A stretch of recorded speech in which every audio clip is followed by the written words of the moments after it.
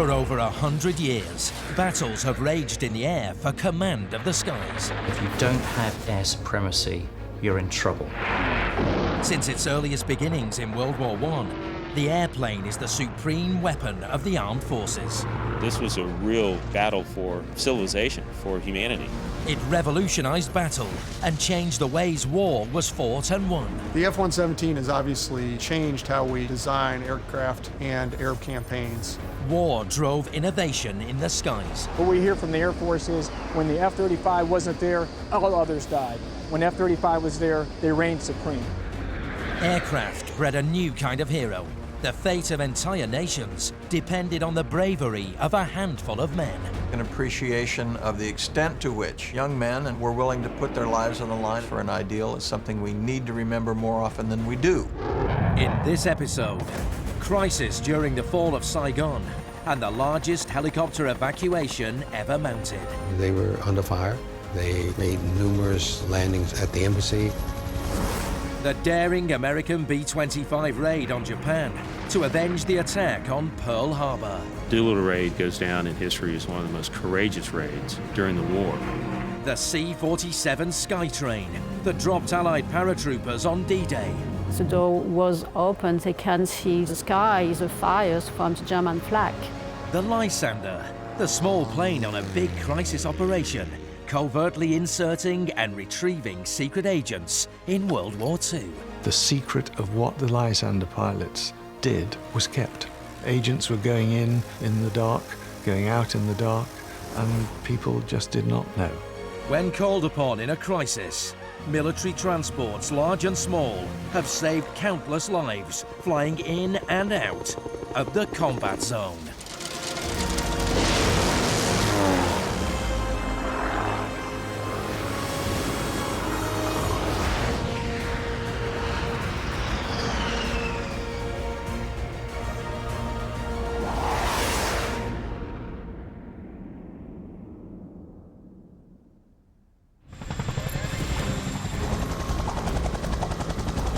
Whether it's airdropping combatants, inserting secret agents, or evacuating personnel, there's a military plane ready in a crisis to transport troops out of harm's way.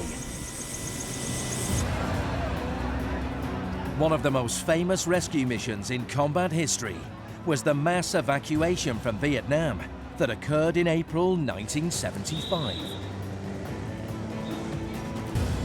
That's when thousands of American service personnel and South Vietnamese citizens were recovered from the US Embassy and its compounds. During the fall of Saigon, the situation was changing almost by the hour. So it was very necessary to get in quickly, lift people off, lift people out to the sea, and then come back for more. The crisis operation marked the end of America's involvement in a war that had begun in 1950. The conflict began as a bid to help France hold on to their Southeast Asian colony. The military transport chosen to get the task done? Dozens of US-built helicopters.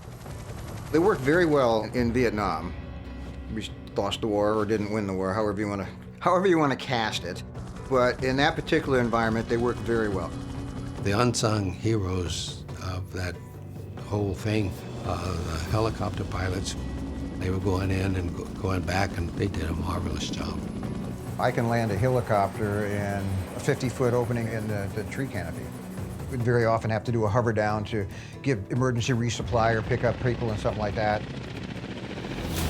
With Saigon falling and the North Vietnamese forces poised to swarm into the city, thousands of Americans and South Vietnamese citizens had flocked to the US Embassy, hoping to get out. The American airlift was launched at 10:51 a.m. on April the 29th, 1975. Named Operation Frequent Wind, Americans were alerted that they had to leave the city immediately. The US evacuation plan had designated two main retrieval points in the city: the US compound at the Defense Attaché's office and the US Embassy in the center of Saigon. Stationed off the coast, US Task Force 76 was ready to receive the helicopters and their precious cargo. Admiral Chambers was the captain of the aircraft carrier, the USS Midway, during the crisis. One Huey landed with more than 50 people on board, and you can't imagine a helicopter designed for 10 to 12 combat-loaded troops to put 50 people in that same amount of space. As well as receiving evacuees, the US ships also served to refuel the helicopters to keep them flying. Those helicopters were running back and forth, bringing people out. And when they ran out of gas, they ran out of gas on the various flight decks. All of the ships were receiving helicopters. The workhorse of the US military in Vietnam was the Bell UH-1 Iroquois, nicknamed the Huey. It first flew in 1956. It was typically armed with two 60 caliber machine guns and an M60 cannon. The Huey was the first of the combat-capable helicopters in the world that I'm aware of. The Huey, for the first time, would lift 8 troops, combat-loaded, bring them in, fly them down, just do a real quick landing on the skids. It was capable for the first time. But the big beast of the helicopter world in Vietnam was the CH-53 Sea Stallion. Built by Sikorsky Aircraft, the heavy-lift helicopter was introduced in 1966. Developed for the US Marine Corps, aircraft carriers held up to 10 Sea Stallions, along with 2 of the US Air Force's version, the HH-53, dubbed the Super Jolly Green Giant. At 88 feet long, 24 feet high, and 28 feet wide, the Sikorsky helicopters were massive. As big as a double-decker bus, the CH-53 was designed to carry a maximum payload of 42,000 pounds, or up to 55 combat troops. Both were on the front lines on April the 29th, 1975, evacuating masses of people from rooftops in Saigon to the decks of awaiting US ships. The big helicopters could take on a large number of people, and they were well rehearsed, well prepared. They had been in the rescue business the whole time they were over there.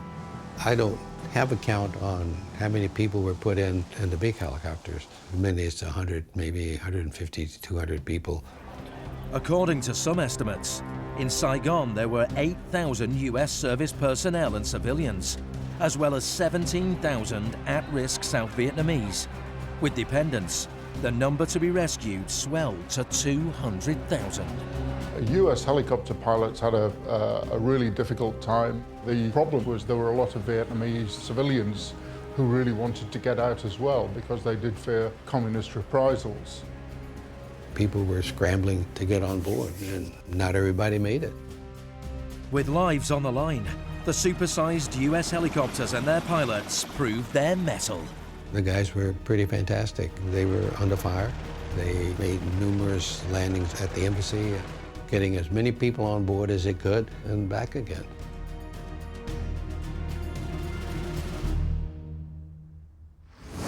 In the middle of the crisis, a surprise for Captain Chambers. A small Cessna bird dog had begun circling the USS Midway. We all tried to see who was in the airplane. We could make out somebody sitting behind him holding a small child or baby in hand. After he circled the ship several times, the 4th time he dropped a note on board. I think it was wrapped around his pistol. And when we saw his note, we realized that there were 7 souls on board. Low on fuel, time was running out for the 7 people on board the Cessna. The US captain knew that if they couldn't land on deck, crash landing in the sea would be their only option. With the safety of his crew paramount, Captain Chambers had a huge decision to make. With hundreds of people and equipment that I had on board, I was afraid that there was going to be a fire and it was really going to be catastrophic. So I made the decision that we were going to give them an opportunity to land. But there was a problem. There was no room, even for a tiny Cessna to land. The deck was really clobbered. We had a number of Hueys and HH-53s. They were airborne, running back and forth between Saigon, so they were not the problem. The problem was a number of Hueys belonging to CIA, Vietnamese Air Force, and US Army. To make room on deck, Captain Chambers made a fateful decision. He decided to push some of the helicopters on deck overboard. I told the air boss, who was the guy that mans the control tower, that we were going to make a ready deck, and he had a few bad choice words to me, asked me what the hell was I doing, and I assured him that I had not lost my mind, that I fully intended for him to push him over the side. So the air boss had essentially a 3,000-man working party to help him clear the flight deck.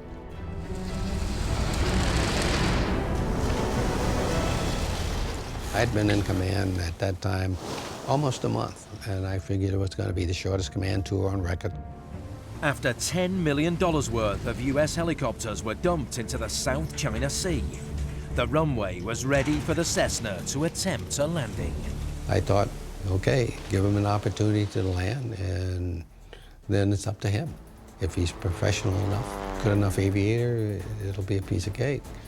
If he's not, it's going to be a disaster.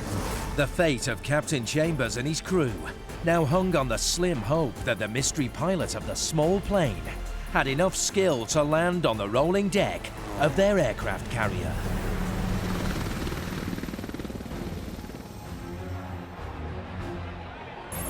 After nearly 20 years of war came the fall of Saigon. In what was the largest helicopter crisis operation ever, the evacuation of thousands of US military personnel, their families, as well as thousands of South Vietnamese citizens, was underway. Helicopters were being loaded way beyond their capacity just to take people out of a very dangerous situation and then get back to carriers. In the middle of the crisis, a tiny Cessna bird dog, running low on fuel and with 7 people on board, was attempting to land on the deck of a US aircraft carrier stationed offshore.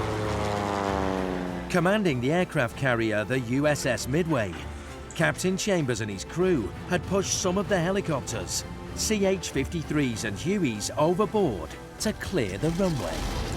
He had an hour of fuel, maybe a little less, and so he didn't have a whole lot of time. But now there was another problem. A strong wind was blowing, which meant that landing on the deck of an aircraft carrier would be a difficult task, even for a seasoned pilot. Raising the stakes further, the USS Midway was equipped to receive and refuel helicopters, so it didn't have a tailhook, the device that catches aircraft and stops them from overshooting a short deck. There have been attempts to make carrier landings without a tailhook, but by very professional test pilots.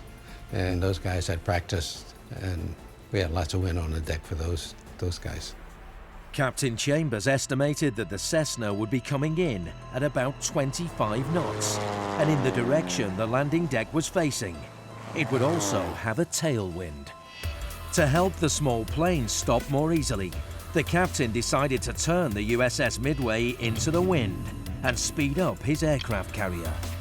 I told the chief engineer that I wanted 25 knots. We had 15 knots of natural wind, which would have given me 40 knots over the deck. The Cessna pilot lined up the deck and began his descent. The small plane touched the deck and stopped. Major League made a perfect landing. The 3,000 people that had cleared the deck for him were all cheering, and I was cheering right along with them. On board the bird dog, a man, his wife, and 5 children. The pilot turned out to be Major Boang Lee, a seasoned South Vietnamese Air Force pilot. What was seen from the deck as a risky venture was in fact a daring rescue, executed by a skilled pilot in a crisis. The guy we discovered had 10,000 hours in the airplane, was a very competent pilot. I took my wings off and I made him an honorary naval aviator right on the spot.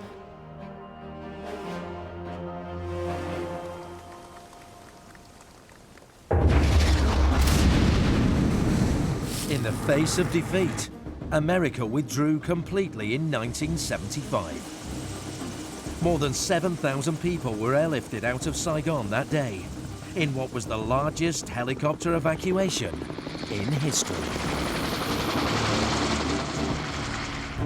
Being able to adapt to a crisis in combat and employ the right plane for the task were lessons learned most emphatically in World War II.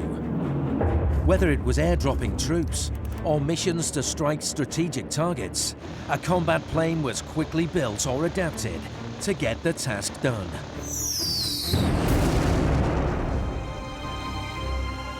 As was the case in the wake of Pearl Harbor. The surprise attack by the Japanese Imperial Armada on December the 7th, 1941, threw America into crisis. December 7th, 1941, a date which will live in infamy. 4 months on, and the American public was still reeling from the shock of the attack on their homeland. To restore faith in the US military and its ability to fight, President Franklin Delano Roosevelt came up with a daring plan to strike back and bomb Tokyo and 5 other Japanese cities. It involved modifying an existing US bomber to fly further than ever before, bombing its targets in Japan, and then ferrying its crews to friendly fields in China. The dangerous mission would come to be known as the Doolittle Raid. The American public was still angry over Pearl Harbor. Nothing much had happened for us to respond. Dropping bombs on Japan itself would do a lot to bolster morale at home. The US bomber chosen for the task was the B-52 Mitchell. But with no aircraft yet able to cross vast oceans and with no airbase close enough to fly there, some ingenuity was required. The plan involved getting as many B-25s on an aircraft carrier, sailing close to Japan as possible, taking off, bombing Tokyo, continuing on to China. They were supposed to land, refuel, then fly on to western China, to Chongqing, and those planes were for the American forces to fight Japan. In China, the plan was for forces friendly to the US to rescue the crews and help them get back to America. First flown in 1940, the North American Aviation B-25 Mitchell, chosen for the mission, measured 59 feet long and 67 feet wide. It had a top speed of 272 miles an hour and an impressive range of 1,350 miles. B-25 is one of my favorite airplanes to fly. It's very responsive, has a lot of power, and it's almost like a big fighter. It's very maneuverable, very fast. It's got those 2 big 2600 radials, 1,700 horsepower, and they're sitting there idling and making all kinds of racket as you taxi in. 16 B-25 Mitchells and a crew of 80 US servicemen were selected for the raid. Leading them was Lieutenant Colonel James Jimmy Doolittle. At the time, he was famous for his aeronautical feats. General Doolittle was a superstar, and he was all over the papers because of air races in the 20s. Cindy Charles' father, Richard E. Cole, was one of the Doolittle raiders and had a special seat on the mission. My father was lucky enough to be General Doolittle's co-pilot on the first aircraft off the carrier. He was on the plane with General Doolittle. Doolittle was very careful in the selection of people. He didn't just take what he could get, but at the same time, it was the beginning of the war, and the odds of anybody having much experience at all was almost zero. The pilot's first challenge was to work out how to launch the big B-25 bombers off the short deck of an aircraft carrier and successfully take off for their daring raid. The B-25, however, was not designed to do that. The B-25 was used to having much more runway length than an aircraft carrier could provide. So Doolittle put his people through intense training once he figured out a system that would make it work. With the USS Hornet aircraft carrier assigned to the mission still being built in January 1942, the Doolittle's raiders trained on a US airfield in Eglin, Florida. What they did is they put a line drawing on the field of an aircraft carrier. I believe the Hornet was 1,000 feet long, and they gave them basically 500 feet of that. They were able to perfect short field takeoffs, being fully loaded and everything else. So they knew that on land base that they could take off in 500 foot, which is incredible. On April the 2nd, 1942, 16 US B-25 Mitchell medium bombers, each weighing 10 tons, were carefully loaded onto the deck of the brand new USS Hornet in San Francisco. Each plane was loaded with 4 500-pound bombs. They had to load the airplanes on by crane in California, and then they sailed to Japan. Up to this point, the operation was top secret. Only Doolittle himself knew what the true mission entailed. The people on board the aircraft carrier Hornet, they had no idea what was going on. The crews of Doolittle's raiders had no idea what their destination was going to be or what they were going to do until they were already underway. When they were told what their target was, they were just so excited. They couldn't wait to get at it. The raiders never considered it a suicide mission. That's something that journalists and novelists and people have tagged it over the years.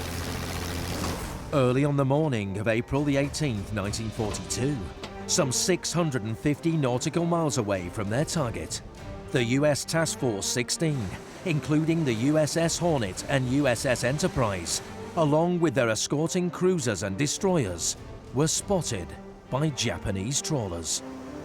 Doolittle had no choice but to launch early, 170 miles further away than planned. At 8 a.m., the Doolittle raiders took to the skies. Showing his leadership, Doolittle insisted that he be the first plane out to prove they could do it, and he led them on the way. The odds weren't good, but they went ahead and did it. On the line for Lieutenant Colonel Doolittle was the fate of his 16 B-25s, his crew, and the outcome of a bold mission designed to relieve the crisis of confidence back home, and at the same time, shake the resolve of the Japanese Empire. 16 American B-25 bombers and a crew of 80 were on course for a special mission to strike targets in Tokyo and in 5 other Japanese cities. At the time, America was suffering from a crisis of confidence, spurred by the stunning attack on Pearl Harbor 6 months earlier. The daring bombing raid was designed to boost morale back home. But all didn't go according to plan. Having been sighted by a Japanese trawler 650 miles off the coast of Japan, the raiders had to launch early. That meant they now had to fly 170 miles further to reach their targets. They hoped to get much closer to the Japanese home islands before launching, and once they were spotted, they realized they had to take off immediately. That meant they knew as soon as they left that they were going to have a very hard time making it to their rendezvous points in China. The problem was that the friendly airfields in China were over 1,000 miles away. And according to their pre-flight fuel calculations, reaching them was now beyond their range. Their hopes rested on the modifications made to the B-25 Mitchells before they took off. The biggest things they did was lighten the load, increase the fuel capacity as much as they possibly could with the additional tanks. After 6 hours of flying and in strike groups of 2s and 3s, the raiders finally reached Japan. At 12:15 p.m., Doolittle's B-25 climbed to 1,500 feet. Once over the drop zone, his crew released their payload. In all, the American raiders hit military targets in 5 Japanese cities, including Tokyo. Only one of the 16 US bombers failed to make the drop. The rest hit their targets. They did successfully bomb the industrial areas, and every one of them dropped their entire load of bombs. But the anticipated damage to Japan was not that great. The bomb loads were not that great, but the psychological damage was significant. The Japanese people believed, of course, that their island was protected by the divine wind they called kamikaze in Japanese. And with that, they believed it was impossible that Japan could be attacked at all. With their primary mission complete, the Doolittle raiders and their 16 modified B-25s now headed to China. However, they didn't have enough fuel to get there, That left them with only one option: to ditch the bombers in the sea and hope for the best.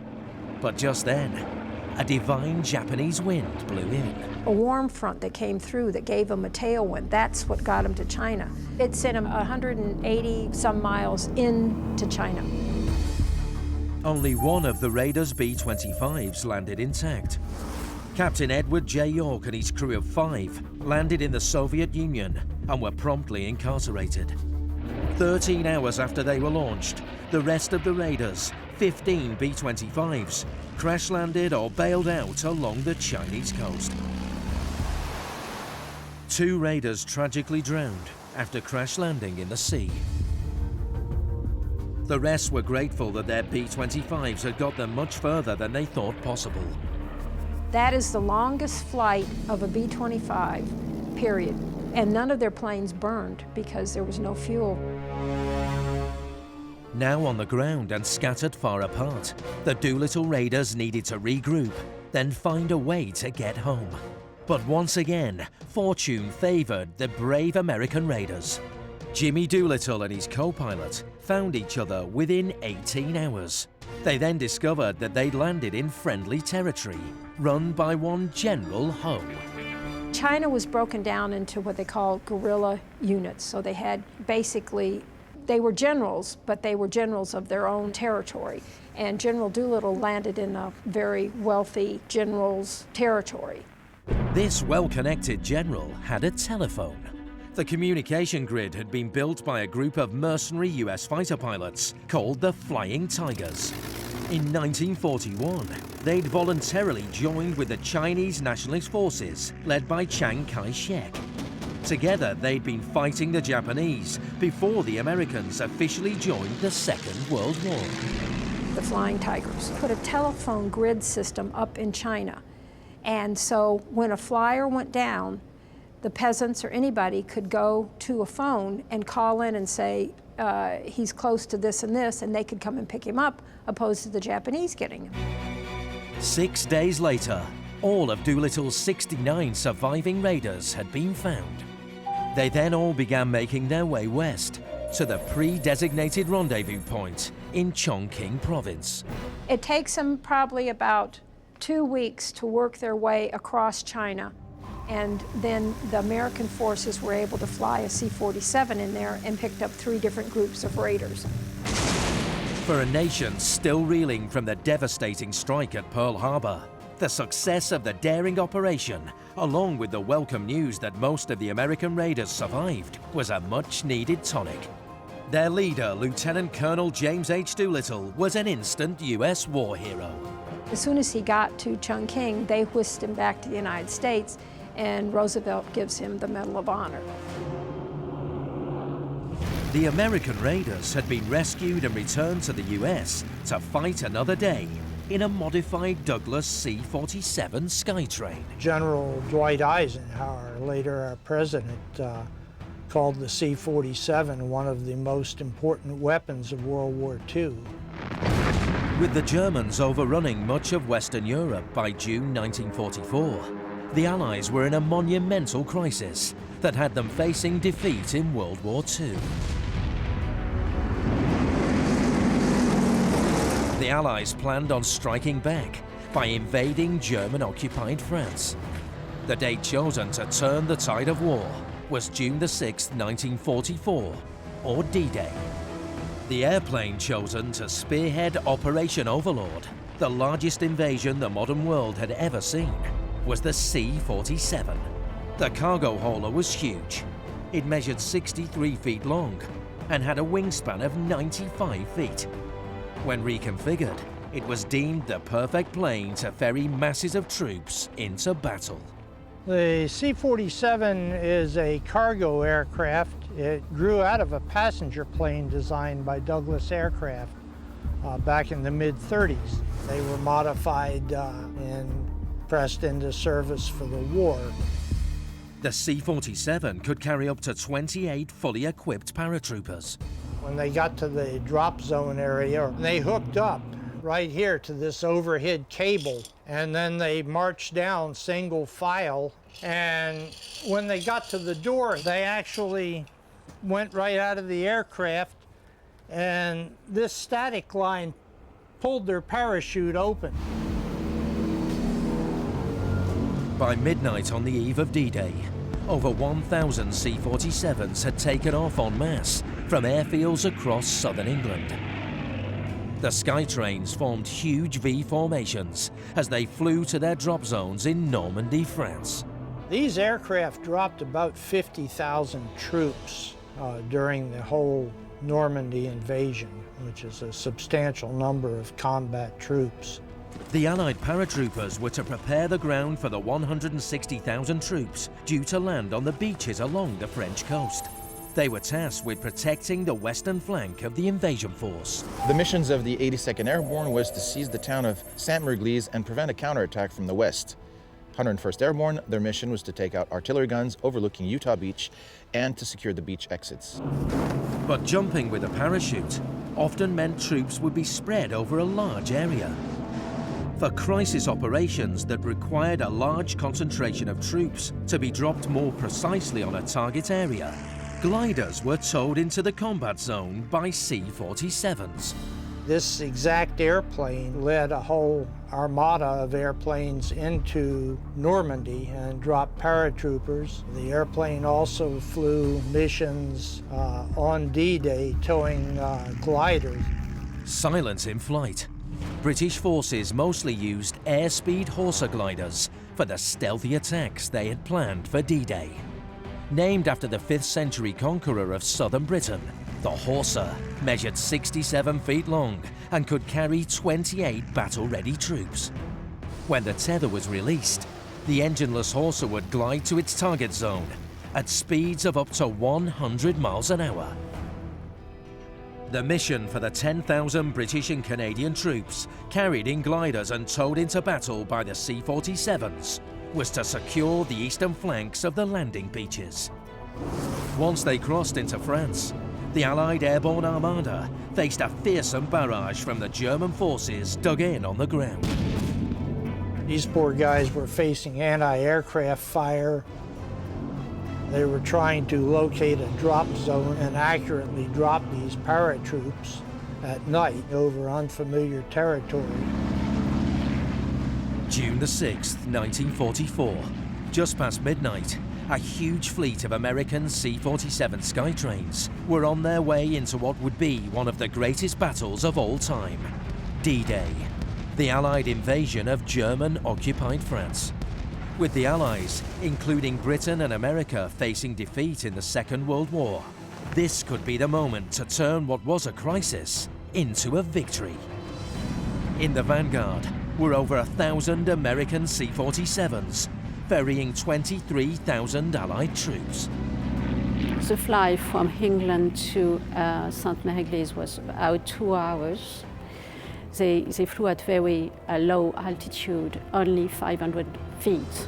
But it's very, very low in order to avoid the radars.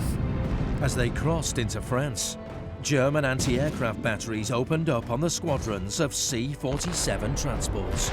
The door was open, they can see the landscape, but they also can see in the sky the fires from the German flag when they are over Normandy.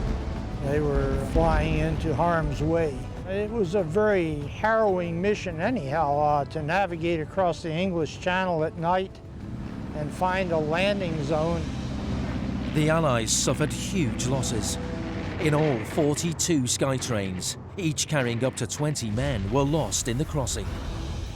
The German anti-aircraft guns simply blew them out of the sky before the paratroopers could jump. It was scary because the paratroopers, they didn't know what they would find in France. Their high-risk mission was to protect the flanks of the 160,000-strong Allied invasion force, due to land in the coming hours on 5 beaches along the Normandy coast. The US 82nd Airborne Division was tasked with securing the small French town of Sainte-Mère-Église. Sainte-Mère-Église is located 5 miles east of Utah Beach. There are 5 roads leading out of it or into it, and it was vital for the Allies, the Americans, to control that town to prevent the counterattack of the Germans. Once north, west, and south is covered, troops arriving from Utah Beach from the east will be able to get off the beaches, link up with the airborne, and push across the peninsula. At around 20 minutes past midnight, the first US paratroopers jumped into France. With heavy cloud cover and poor visibility on the night of June the 6th, 1944, many of the paratroopers missed their drop zones. There are 3 drop zones, but because of the inexperience of the pilots, the climate conditions, the machine gun fire and the artillery anti-aircraft fire aimed at those planes, they're going to be missed drop all over the place, up to 25 miles from their drop zone. By 4:30 a.m., over 650 American paratroopers had regrouped and made it to Sainte-Mère-Église. There they raised the Stars and Stripes, proclaiming Sainte-Mère-Église to be the first town liberated in France. Because of the actions of the 82nd Airborne, it allowed the 4th Infantry Division to link up with them, getting off from Utah Beach, and finally a foothold had been gained in France. On the eastern flank of the Allied invasion force, the British had also successfully executed their mission. At 12:16 a.m. on June the 6th, a force of 181 men of the Oxford and Buckinghamshire Light Infantry landed in 5 airspeed Horsa gliders, just 47 yards from their objective. Within 10 minutes, the British had secured Pegasus Bridge that ran over the Caen Canal in Normandy. They also quickly took a second bridge over the Orne River. It was renamed the Horsa Bridge in honor of the small plane that helped liberate France. Another small transport plane to make a huge difference in World War II was the Lysander. The 30-foot-long plane had room for 1 pilot and 1 passenger. It was called the Lizzie for short. It was built by Westlands. It was a short landing and takeoff aircraft, which made it good for getting into small places. It was used for reconnaissance, and then latterly it was used for taking SOE agents, mainly to France. The SOE, or Special Operations Executive, was an elite squad formed to spy and sow chaos behind enemy lines. It was the brainchild of British Prime Minister Winston Churchill. His final edict to them was to go and set Europe ablaze. And the idea was that they could be experts at sabotage, at forming groups in France that would effectively collect intelligence, conduct espionage, and then pass that information back through SOE agents. The Lysander played an enormous part in the success of the SOE. The Lysander was specially modified for its covert mission. The Mark III had an extra fuel or belly tank added to extend the Lizzie's range from 600 miles to about 1,000 miles.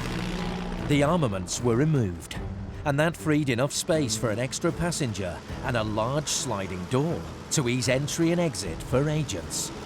To that end, they modified the Lysander to have a little ladder fixed to the outside of the aircraft. It just enabled them to climb up a little ladder rather than the conventional way of kind of hoisting themselves in. To fly the clandestine Lysander operations, 161st Squadron was formed at RAF Tangmere in southern England. The headquarters of number 161 Squadron was set up in a lovely old cottage here in Tangmere village, and for the whole duration of the war, the secret of what went on in that cottage and what the Lysander pilots did was kept. For the whole of that time, agents were going in the dark, going out in the dark, and people just did not know. To help camouflage it in flight, the Lizzies were given a matte black undercarriage. Launched from its bases at RAF Tangmere in full moonlight, the pilots of 161st Squadron flew to secret landing strips in the fields of southern France. You navigated your way to your final target, your landing place, by picking out major features, rivers, lakes, major roads, and they stood out on a moonlit night. Under the cover of darkness, French resistance fighters would hastily prepare a makeshift runway. At which point the 4 or maybe 5 lamps that are laid out in an L shape will be switched on, so the pilot can now see this L. And he had to fly up the long arm of the L. He lands as close as he can to the very first light. They would keep the engines running, and the passengers that they brought in would unload their baggage and go, and as they were unloading, the agents that the pilot was taking back to England would be coming across the field to get in. With the Germans patrolling the French countryside, the Lysander pilots did not want to be on the ground for long. They could be in and out in 5 minutes, which is pretty good, really. One of the Lysander's most celebrated flyers was a former RAF Spitfire pilot, James McCairns. James McCairns was a very special man. He was what I would call a real boy's own hero. He flew everything that was dangerous and flew them all very well. He was the most successful of all of the 161 squadron pilots. Mac did 35 successful operations into France. During the 2 years, he was awarded the Distinguished Flying Cross 3 times. Even though the Lizzie was tiny, in a crisis, the pilots would pack the plane. They took 4 people once in there. It was a mother, father and 2 small children who the Germans were wanting to arrest because they knew that the father was in the resistance. In all, the Lysanders and their brave pilots successfully inserted 101 British agents in and retrieved 128 out of Nazi-occupied France during World War II. The Lysander will go down in history as a very, very special aeroplane, like the Lancaster and the Spitfire. Without the Lysander, then you could have only parachuted SOE agents into France. Getting them back would have been almost impossible. The small plane, along with courageous and skilled pilots, played a huge part in helping the Allies win the Second World War.